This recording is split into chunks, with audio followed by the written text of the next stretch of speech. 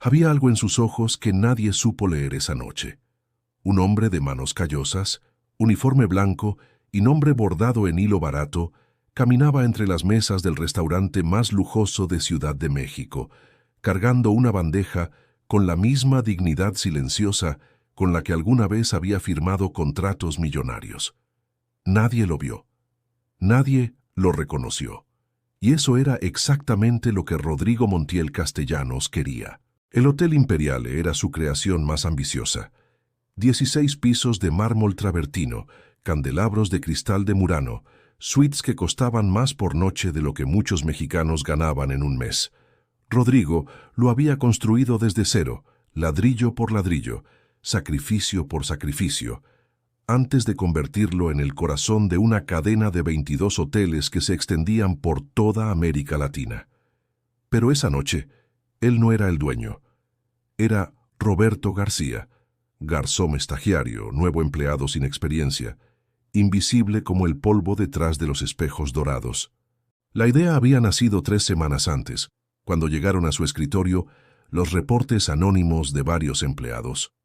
Las quejas eran graves. Gerentes que humillaban al personal en público, trabajadores que comían de pie porque no se les permitía sentarse en el comedor, horas extras no pagadas, insultos disfrazados de correcciones profesionales. Rodrigo había leído cada línea con el estómago apretado porque sabía que esas palabras no eran exageraciones, eran cicatrices. Entonces tomó la decisión que ningún abogado, ningún socio y ningún miembro de su consejo habría recomendado jamás. Se presentó al Departamento de Recursos Humanos bajo un nombre falso, con un currículum sencillo y referencias inventadas. La coordinadora de personal, sin sospechar nada, lo asignó al turno de noche del restaurante principal. Le entregaron el uniforme, una credencial plastificada y una sonrisa institucional. Y Rodrigo Montiel, el hombre cuya firma valía millones, empezó a aprender a doblar servilletas como si su vida dependiera de ello. En cierta forma, así era. El primer día fue una lección brutal de humildad. Los meseros experimentados lo miraban con esa mezcla de compasión y distancia que tienen quienes saben que la cocina tiene sus propias jerarquías invisibles. Le asignaron las tareas más simples: llevar agua, recoger platos, reponer el pan en las cestas. Nadie le explicaba nada 2 veces. Si preguntaba, recibía un suspiro. Si se equivocaba, recibía una mirada. Rodrigo absorbía todo en silencio, tomando nota mental de cada detalle, cada dinámica, cada rostro. Fue en ese primer turno que conoció a Esperanza. Tenía 52 años, zapatos ortopédicos gastados y una sonrisa que iluminaba incluso el rincón más oscuro de la cocina industrial. Llevaba 19 años en el hotel, había visto gerentes irse y venir, había sobrevivido 3 remodelaciones y 2 crisis económicas, y aún así trataba a cada plato como si fuera una obra de arte. Cuando vio a Roberto perdido entre los carritos de servicio, se acercó sin que nadie se lo pidiera y le susurró: «Tranquilo, mijo. La primera semana es la más difícil, yo te enseño». Esperanza le enseñó los atajos de la cocina, los nombres de los cocineros, qué mesero era simpático y cuál era territorial. Le prestó su propio encendedor cuando necesitó calentar algo urgente. Le guardó un plato de comida en el turno más caótico del sábado, cuando todos los demás habían olvidado que los nuevos también tienen hambre. Rodrigo la observaba con una mezcla de admiración y vergüenza, porque aquí estaba una mujer que ganaba 16 veces menos que su asistente personal, y sin embargo, poseía más nobleza de espíritu que cualquier ejecutivo de su consejo de administración. El tercer día apareció Óscar Fuentes, director de operaciones del hotel. 40 años, traje italiano, reloj de exhibición y el tipo de autoridad que se construye sobre el miedo ajeno en lugar del respeto ganado. Entró al restaurante con la energía de alguien que sabe que puede arruinar la noche de cualquier persona sin consecuencias. Rodrigo lo vio desde lejos y sintió algo que hacía años no experimentaba: la vulnerabilidad de quien no tiene poder visible. Era una sensación extraña, incómoda, necesaria. Óscar revisó las mesas con una minuciosidad performativa, ajustando copas que ya estaban perfectas, moviendo centímetros flores que nadie notaría. Era el tipo de supervisión que no busca mejorar nada, sino recordar a todos quién manda. Cuando llegó a la sección de Rodrigo, se detuvo frente a una mesa y señaló con el dedo una pequeña mancha invisible en el mantel. ¿Esto se llama un hotel de 5 estrellas? Dijo con una voz diseñada para ser escuchada por todos los presentes, clientes incluidos. Rodrigo se disculpó con calma y fue a buscar un mantel limpio. Pero Óscar no había terminado. Lo siguió con los ojos hasta que regresó, y cuando Rodrigo comenzó a cambiar el mantel con manos que, aunque torpes, eran cuidadosas, el director se inclinó hacia él con una sonrisa fría y le dijo que si no podía ni cambiar una mesa correctamente, quizás el trabajo de Garzón era demasiado complicado para su limitado nivel intelectual. Varios colegas escucharon. Algunos bajaron la mirada. Esperanza apretó los labios, pero no dijo nada. Rodrigo respiró profundo y siguió trabajando. Esa noche, en el baño de empleados, se escribió en su libreta pequeña: Fuentes, patrón de comportamiento, humillación sistemática como herramienta de control, testigos presentes, impacto en moral del equipo, severo. Era la 10ª nota similar en 3 días. El cuaderno estaba llenándose rápido. Si estás viendo este video y alguna vez sentiste que el trabajo te quitó la dignidad, que alguien con poder te trató como si no valieras nada, este canal existe para ti, para los que cargan bandeja y los que cargan sueños. Si aún no estás suscrito a Cuando Todo Duele, hazlo ahora mismo, porque aquí cada historia es un espejo de lo que somos capaces de superar. Fue también Esperanza quien le explicó, en voz muy baja mientras doblaban servilletas juntos en el cuarto de utilería, que el hotel había cambiado mucho en los últimos 2 años. Que antes había un gerente distinto, un señor de apellido Vargas que conocía el nombre de cada empleado, que felicitaba los cumpleaños y que jamás había levantado la voz en la cocina. Pero Vargas se fue, llegó Fuentes, y con él llegó una forma de dirigir que se parecía más a la dominación que a la gestión. Uno aguanta a Roberto porque tiene familia, le dijo Esperanza sin amargura, solo con esa resignación honesta de quien conoce el peso real de las facturas pendientes. Rodrigo escuchó cada palabra como si fueran piedras colocadas una a una sobre su conciencia. El 4.º día fue el más revelador. Rodrigo presenció cómo Óscar Fuentes le negó el descanso obligatorio a una chica de 18 años que llevaba 7 horas de pie con fiebre evidente, argumentando que el personal no puede enfermarse en temporada alta. Vio cómo un cocinero fue regañado frente a toda la brigada por usar el baño sin pedir permiso. Escuchó a Óscar decirle a Esperanza, con una sonrisa encantadora de cara al cliente, que si no le gustaba el horario que le habían asignado, la puerta estaba muy disponible, porque había 20 personas esperando su lugar. Esperanza sonrió con esa dignidad silenciosa que tienen los que ya aprendieron que no toda batalla merece la sangre que cuesta. El 5.º día llegó el momento que lo cambió todo. Era un sábado de gala, el restaurante lleno de empresarios y turistas de alto poder adquisitivo, el ambiente cargado de esa electricidad que tienen los eventos donde cada detalle debe ser perfecto. Rodrigo llevaba una charola con 3 platos de entrada cuando tropezó levemente con el borde de una alfombra y uno de los platos se desequilibró. No cayó. Nada se derramó. Fue un segundo de desequilibrio que él mismo corrigió con rapidez, pero Óscar Fuentes lo vio desde el otro lado del salón. Lo que vino después fue una demostración pública de crueldad que ningún manual corporativo habría podido justificar. Óscar cruzó el salón a paso rápido.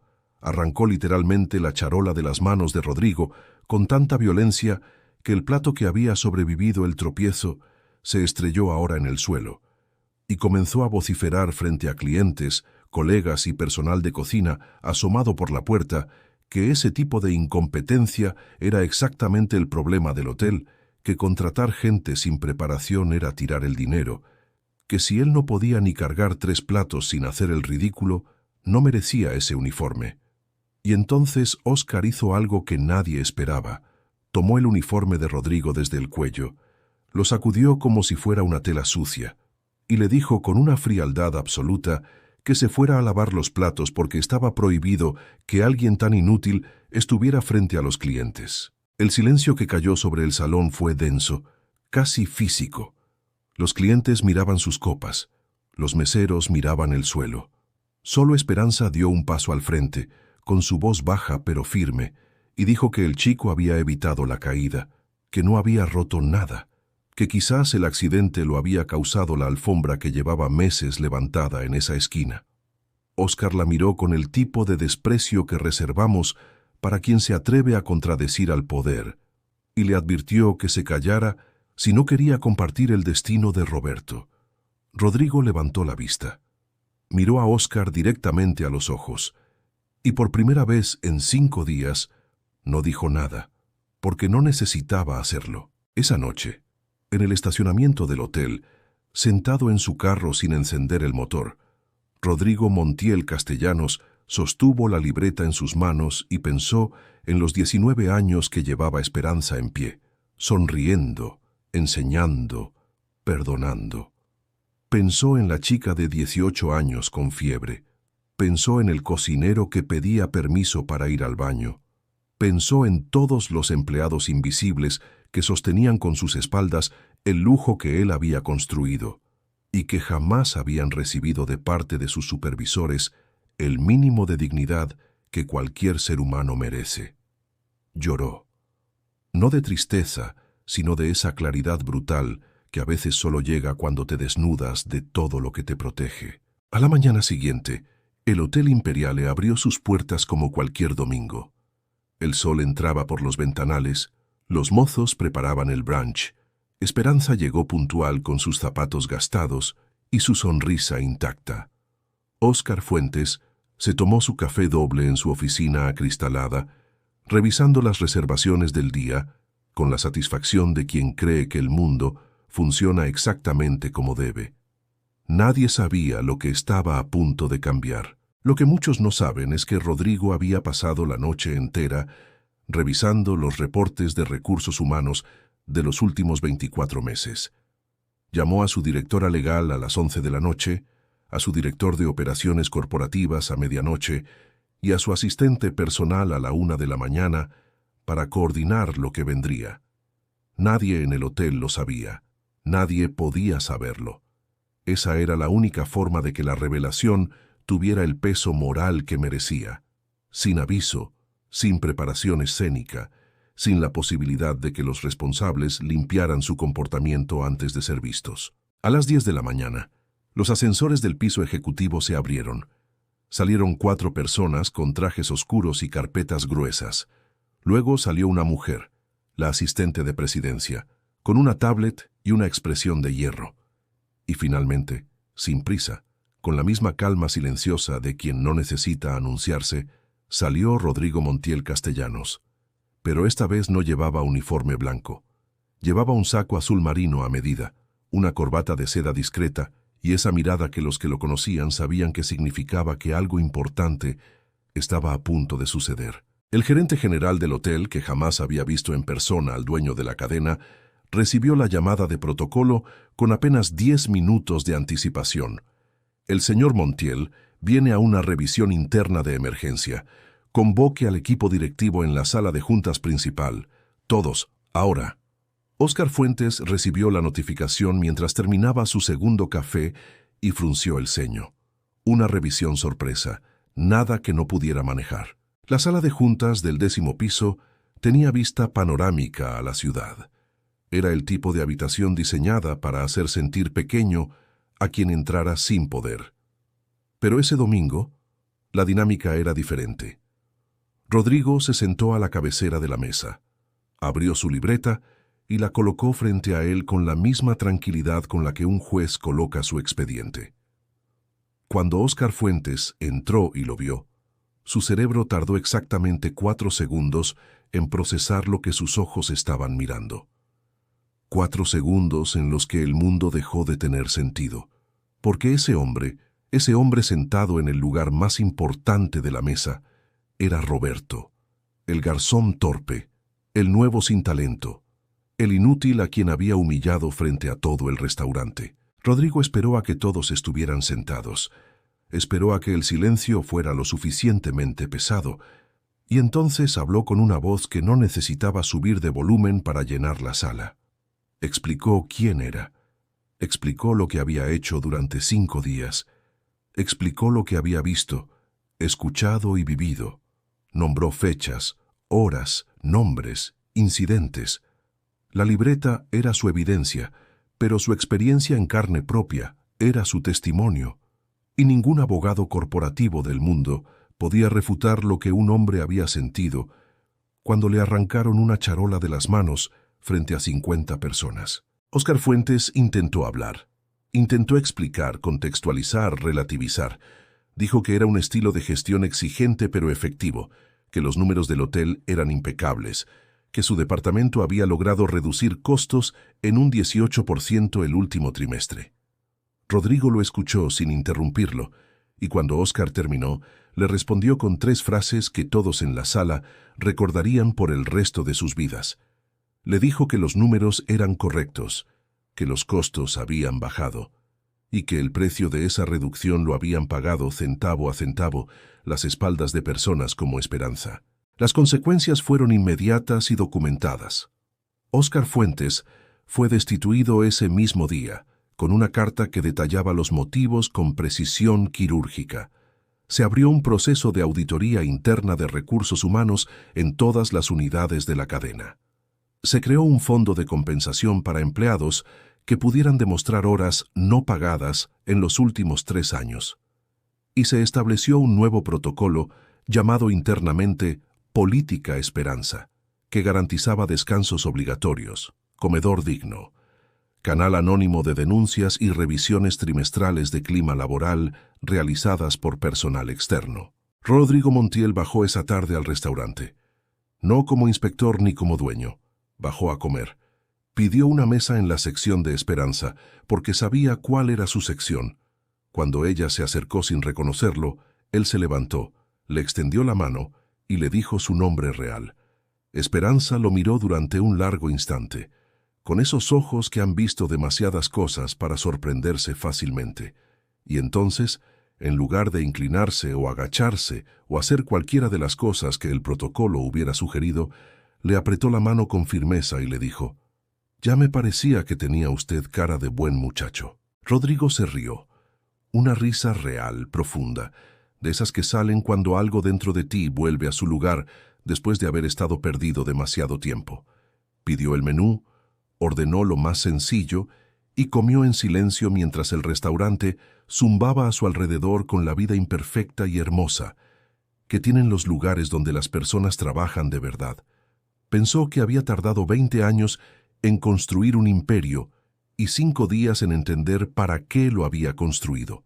Hay una verdad que los poderosos olvidan y los humildes nunca aprenden a olvidar, que el respeto no se compra con el título bordado en una tarjeta de presentación, que la dignidad no se mide en el piso del edificio donde tienes tu oficina, que la rueda de la vida gira para todos y que los que hoy humillan con impunidad están construyendo silenciosamente el escenario de su propia caída, no como venganza cósmica ni como cuento moralista, sino como la consecuencia natural e inevitable de tratar a las personas como si no valieran nada. Esperanza llegó al trabajo el lunes siguiente y encontró en su casillero un sobre.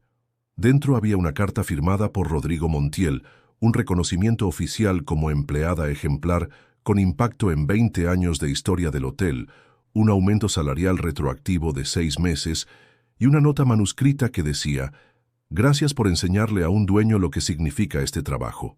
Esperanza dobló la carta con cuidado, la guardó en el bolsillo de su delantal y fue a preparar su primera mesa del día con los mismos zapatos gastados, la misma sonrisa irrompible y un poco más de paz en el pecho.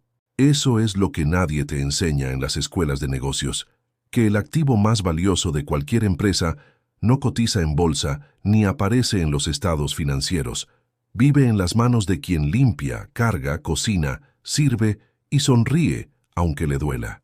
Vive en la gente que llega puntual a pesar del cansancio, que hace bien su trabajo aunque nadie los vea, que guarda un plato de comida para el nuevo porque saben lo que es sentirse invisible.